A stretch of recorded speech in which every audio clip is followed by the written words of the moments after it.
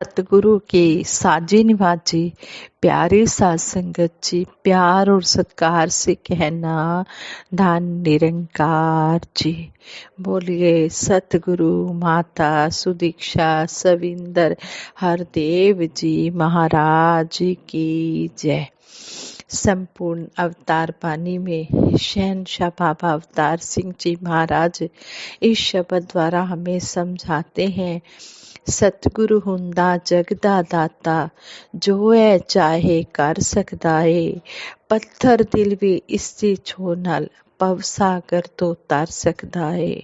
सतगुरु दाता दर आयां दे झोले छिन विच भर सकदा है। अखां तो झट पर्दा ला के नूरे चानन कर सकता है। सतगुरु ही है जो हमें ब्रह्म ज्ञान देते हैं, जो हमें इस निरंकार से मिलाते हैं। सतगुरु की कृपा से हमें ये ब्रह्म ज्ञान नहीं मिल सकता। सतगुरु सारे संसार का दाता है।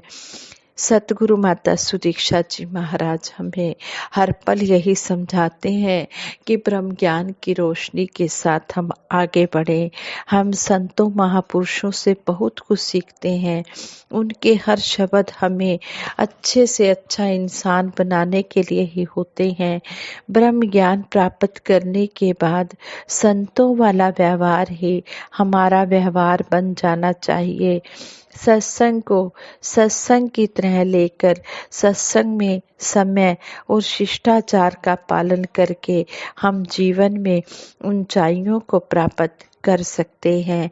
हमारा व्यक्तित्व हर जगह एक जैसा होना चाहिए। दिखावे से बचना और अच्छी बातों को सुनकर धारण करना सभी के लिए जरूरी है। सत्संग से जो हम सीखते हैं उसके विपरीत चलकर हम अपनी कीमत खत्म कर देते हैं।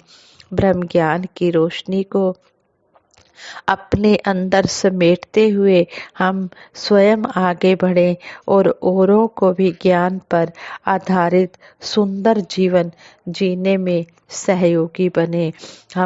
हम खुद भी ब्रह्म ज्ञान पर चलें, ब्रह्म ज्ञान की रोशनी के साथ आगे बढ़ें और औरों को भी फिर प्रेरणा देकर आगे से आगे बढ़ाएं।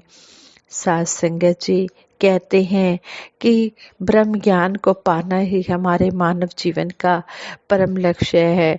जिन्होंने अपने इस परम लक्ष्य को पा लिया है और सतगुरु के कहे अनुसार वे चल रहे हैं, उनकी मुक्ति संभव है।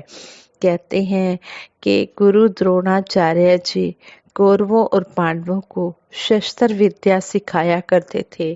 वह समय समय पर अपने शिष्यों की परीक्षा भी लिया करते थे। एक बार गुरु द्रोणाचार्य जी ने पांचों पांडवों की परीक्षा ली। वह उन्हें जंगल में ले गए। वहां उन्होंने एक पेड़ की टहनी पर एक पक्षी रख दिया। फिर उन्होंने पांडवों में सबसे बड़े भाई युधिष्ठिर को धनुष बाण थमाते हुए उन्हें पक्षी की आंख में तीर मारने की आज्ञा दी।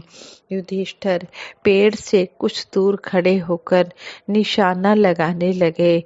जब वह निशाना बांधकर तीर छोड़ने ही वाले थे कि गुरुजी ने पूछा, युधिष्ठिर तुम्हें सामने क्या दिखाई दे रहा है? युधिष्ठिर जी ने उत्तर दिया, सभी कुछ दिखाई दे रहा है गुरुदेव। सामने पेड़ दिखाई दे रहा है, पेड़ में पक्षी बैठा है। इसके अलावा मुझे अपने भाई और आप भी दिखाई दे रहे हैं। गुरुजी ने उससे एकदम कहा, चलो छोड़ो, तुम्हें निशाना लगाने की जरूरत नहीं है। अब गुरुजी ने दूसरे भाई भीम जी को निशाना लगाने की आज्ञा दी। भीम जी से भी गुरुजी ने वही प्रश्न किया। भीम जी ने भी युधिष्ठिर की तरह ही उत्तर दिया कि गुरुदेव सामने पेड़ दिखाई दे रहा है, पेड़ में पक्षी बैठा है। इसके अलावा मुझे अपने भाई और आप भी दिखाई दे रहे हैं। तो गुरुजी ने उससे भी यही कहा कि चलो छोड़ो, तुम्हें निशाना लगाने की जरूरत नहीं है। भीम जी के बाद गुरु जी ने सबसे छोटे भाई सहदेव जी की परीक्षा ली। सहदेव जी के बाद नकुल जी की बारी आई। इन दोनों छोटे भाइयों ने भी अपने बड़े भाई युधिष्ठिर जैसा ही जवाब दिया। गुरु जी ने भी उन्हें निशाना नहीं लगाने दिया। सबसे बाद में गुरु जी ने अर्जुन जी को निशाना लगाने के लिए कहा। जब अर्जुन जी निशाना साधकर तीर छोड़ने के लिए तैयार हुए तो गुरु जी ने उनसे भी पूछा, बेटा अर्जुन, तुम्हें सामने क्या दिखाई दे रहा है? अर्जुन बोला, गुरुदेव, पक्षी की आंख दिखाई दे रही है। गुरुजी ने फिर पूछा, सामने पेड़ भी तो दिखाई दे रहा होगा। आगे से अर्जुन जी ने उत्तर दिया, नहीं गुरुदेव, केवल पक्षी की आंख ही दिखाई दे रही है। गुरुजी ने एक बार फिर पूछा, बेटा, आंख के अलावा पक्षी के दूसरे अंग भी तो दिखाई दे रहे होंगे। अर्जुन जी बोले, क्षमा करें गुरुदेव, मुझे पक्षी की आंख के अलावा और कुछ भी दिखाई नहीं दे रहा है। गुरु जी ने उसे तीर छोड़ने की आज्ञा दी। अर्जुन जी ने तीर लगाया, वह सीधा जाकर पक्षी की आंख में लग गया। गुरुदेव जी ने अर्जुन जी को छाती से लगा लिया। फिर वो दूसरे पांडवों को समझाते हुए कहा, जिसे लक्ष्य के अलावा और वस्तुएं भी दिखाई देती रहे, वह उस लक्ष्य को कभी भी प्राप्त नहीं कर सकता है। लक्ष्य प्राप्त करने के लिए जरूरी है कि हमारी नजरें केवल लक्ष्य पर ही टिकी हों। सफलता के लिए जरूरी है कि हमारा सारा ध्यान केवल अपने लक्ष्य पर ही टिका हो। यदि लक्ष्य के अलावा दूसरी वस्तुओं का ध्यान आता रहा तो हम लक्ष्य को कभी भी प्राप्त नहीं कर पाएंगे। इसी तरह वक़्त के सतगुरु, समय के सतगुरु माता सुदीक्षा जी महाराज भी हमें हर पल इस ब्रह्म ज्ञान के साथ जोड़ रहे हैं और यही हमारा परम लक्ष्य है, ब्रह्म ज्ञान को पाना। यदि हम ब्रह्म ज्ञान को पा लेते हैं और फिर भी हम उसी तरह भरम भुलेखों में फंसे रहते हैं तो फिर हम ब्रह्म ज्ञान से कभी भी जुड़ नहीं सकते हैं। हम उस लक्ष्य को कभी भी प्राप्त नहीं कर सकते हैं जिस परम लक्ष्य के लिए हमें ये मनुष्य जन्म मिला है। सतगुरु हमें चेतन कर रहे हैं, चेतावनी भी दे रहे हैं कि है मनुष्य, तू इस परम पिता परमात्मा को पाले, तभी तेरा पार उतारा होगा। उसके बाद तू जितने भी दुनियावी काम करेगा सब तुझे मुबारक है, लेकिन सबसे पहले इस परम लक्ष्य को पाना है। जिन्होंने भी इस परम लक्ष्य को प्राप्त कर लिया है, जो इस भक्ति के साथ जुड़ गए हैं, उन्होंने अपने जीवन को सफल बना लिया है। संगत जी, ब्रह्म ज्ञान सर्वोत्तम ज्ञान है, सबसे उत्तम ज्ञान है और ब्रह्म ज्ञान की अवस्था भी सर्वोत्तम अवस्था है। सभी जगत को ब्रह्म ज्ञान की अवस्था, सारे संसार को ब्रह्म से ब्रह्म ज्ञान की अवस्था है, जो है ये सतगुरु की कृपा से मिलती है। ब्रह्म ज्ञानी को ऐसी अलौकिक दृष्टि मिल जाती है जिससे छोटे बड़े, अमीर गरीब, काले गोरे, स्त्री पुरुष और देश प्रांत का भाव समाप्त हो जाता है।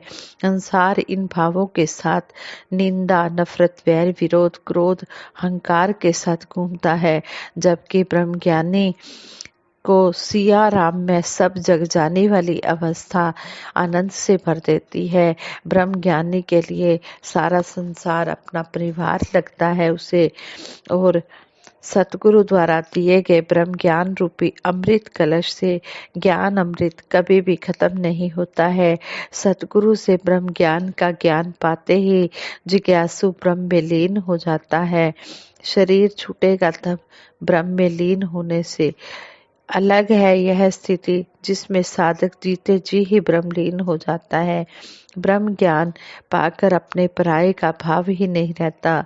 जिस प्रकार पानी दूध में गया तो ही हो गया, बूंद सागर में गई तो सागर ही हो गई, मिश्री जल में घुली तो जल ही हो गई। ऐसे ही ब्रह्म को जानकर ब्रह्म ज्ञानी के लिए संसार समाप्त हो जाता है, सर्वत्र ब्रह्म का ही विस्तार नजर आता है। सतगुरु माता सुदीक्षा जी महाराज समझाते हैं कि ब्रह्म ज्ञान प्राप्त करते समय कुछ समझना शेष रह गया हो तो तुरंत अपने वहमों भरमों का निवारण कर लेना चाहिए। कोई स्टूडेंट टीचर से अपनी आशंकाओं का निवारण ना करके अपना ही नुकसान करते हैं। ब्रह्म ज्ञान का मतलब है हर समय की रोशनी, कभी न खत्म होने वाली रोशनी, भरम बुलेखों को खत्म कर देने वाली रोशनी, जीवन में चार चांद लगा देने वाली रोशनी। आइए आत्म अवलोकन करें कि क्या हमारे जीवन में भी ऐसा हुआ है। यदि हाँ तो मुबारक है, और यदि अभी भी भरम भुलेखे हैं कि मुझे तो ब्रह्म दिखता ही नहीं है, इसका एहसास ही नहीं होता, तो आज और अभी संकोच त्यागें और सतगुरु से ज्ञान को फिर समझकर निरंकार के साथ एकमिक हो जाए। आज संगत जी प्रेम से कहना, धन निरंकार जी।